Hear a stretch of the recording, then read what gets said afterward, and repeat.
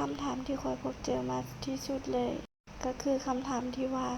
เจ้ามาอาศัยอยู่คนเดียวว่าเจ้าเช่าห้องว่าเจ้าได้เงินเดือนเท่าใด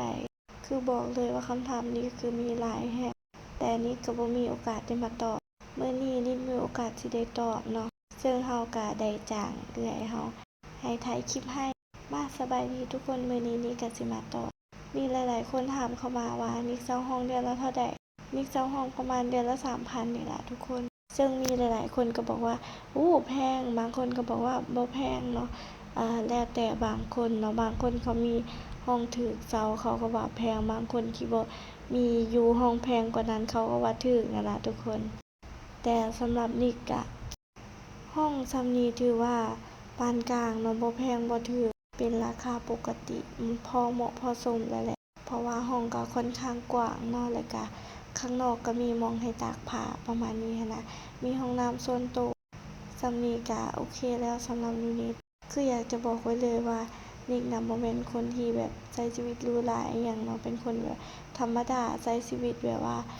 พอเพียงว่าพอเพียงก็บ่แม่นเนาะทุกคนเพราะว่านิดก็เฮ็ดงานคือกันเพื่อตั้งใจเก็บเงินคือกันหั้นนะถ้าว่าพอเพียงก็ไปอยู่ป่าคนเดียวหั้นน่ะเนาะทุกคนแบบนั้นแต่ว่าอันนี้ก็ยังหาเงินเก็บเพื่ออนาคตหั้นนะก็ถือว่าบ่ได้ใช้ชีวิตแบบพอเพียงปานใดยอมรับความจริงมาตอบแล้วตัวนั้นตัวนี้เฮาก็สิมาตำส้มตำกันเลยมื้อนี้ผู้ใดมีคำถามอิหยังอยากถามก็เม้นถามเอาไว้เดี๋ยวนี้สิตอบคลิปหน้าถ้าว่างนะนี่ก็เป็นมะเขือเทศที่เฮาซื้อมาตำส้มตำนั่นเองเป็นมะเขือเทศที่ก็สามารถแบบกินซื่อๆได้เลยหั้นนะทุกคนแล้วก็เมนูมื้อนี้ก็50ประมาณ10-20 บาท50 บาทประมาณนี้ล่ะหลายๆคนก็บอกว่าเป็นหยังคือบ่ซื้อกินเอง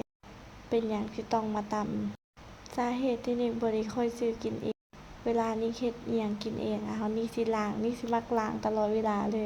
ทุกคนสังเกตเลยเดี๋ยวหั่นปุ๊บเดี๋ยวก็เข้าไปล้างอีกแล้วเดี๋ยวก็หั่นอันนี้เดี๋ยวเข้าไปล้างอีกแล้วบ่แม่นคนสะอาดดอกแต่ว่านิเป็นคนหนึ่งที่แบบว่าถ้ามือเฮาแบบสกปรกหน่อยนึงนี่ก็ต้องได้ล้างนะคะทุกคน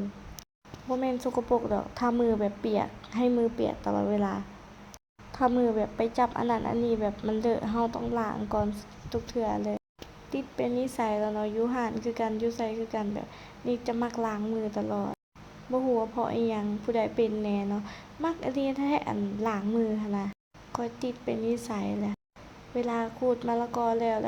ขนาดมือบ่เปื้อนเลยหั้นยังไปล้างก็ยังงงกับตัวเองคือกันแบบบ่แม่นว่าเฮาสะอาดบ่แม่นหยังดอกบ่ได้เป็นคนสะอาดแค่อยากล้างมือ